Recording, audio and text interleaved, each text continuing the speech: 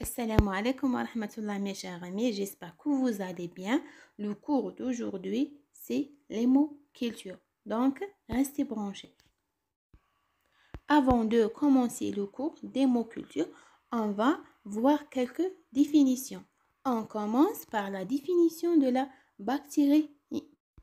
La bactérémie est définie comme étant un passage bref et transitoire d'une faible quantité de bactéries dont le sang habituellement sans conséquences cliniques, sauf en cas de déficit immunitaire, d'anomalies cardiaques, de présence de matériel protétique dans l'organisme ou de virulence particulière d'un micro-organisme.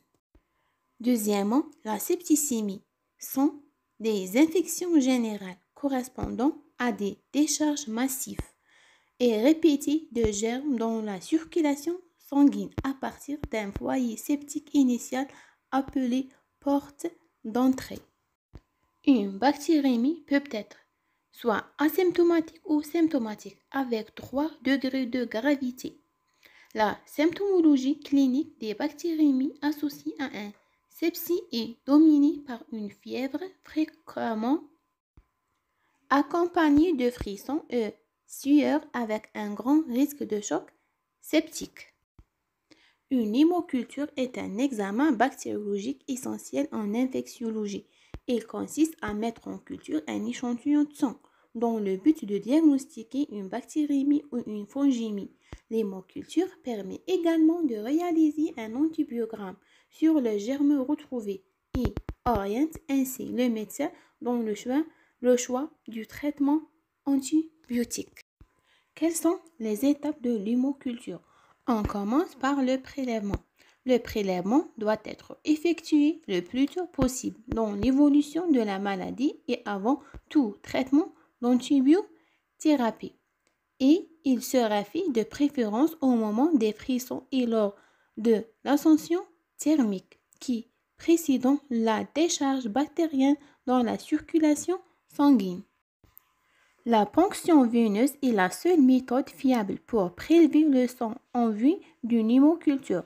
Il a noté que le prélèvement à partir d'un cathéter augmente le taux de contamination. Pour éviter tout faux négatif, les hémocultures doivent être réalisées au lit du malade. Et il est important de respecter les mesures d'asepsie strictes telles que l'hygiène des mains de l'opérateur, la désinfection cutanée soigneuse de la zone de ponction et de couverture des flacons d'hémoculture avec l'alcool à 70%, l'utilisation d'un seul aiguille pour le prélèvement et l'inoculation du flacon d'hémoculture. La quantité de sang prélevé diffère d'un patient à un autre selon l'âge du patient. Elle doit être de 10 ml pour l'adulte, de 2 à 5 pour les enfants, 1 ml pour les nouveau-nés et les nourrissons. De plus, il est recommandé de faire 2 à 3 hémocultures espacées dans le temps d'environ 1 heure afin de majorer les chances d'isolement de l'agent pathogène. Les flacons utilisés pour les hémocultures sont fabriqués sous pression réduite sous vide, permettant un ensemencement direct du flacon au travers d'un opercule de caoutchouc. En plus, une hémoculture est composée d'une paire de flacons, d'un flacon dit aérobie et d'un flacon dit anaérobie.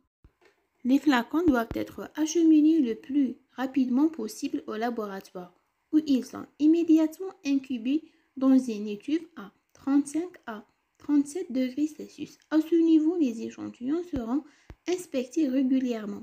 La durée d'observation et d'incubation varie de 1 à 7, voire même à 21 jours. En effet, la grande majorité des bactéries d'intérêt clinique est détectée dans les pré. Un signal lumineux ou sonore indique la présence de flacons détectés positifs pour que ceux-ci soient pris en charge. J'espère que le cours est utile. N'hésitez pas de laisser un j'aime et un commentaire et de m'abonner. Et merci pour votre attention. À la prochaine.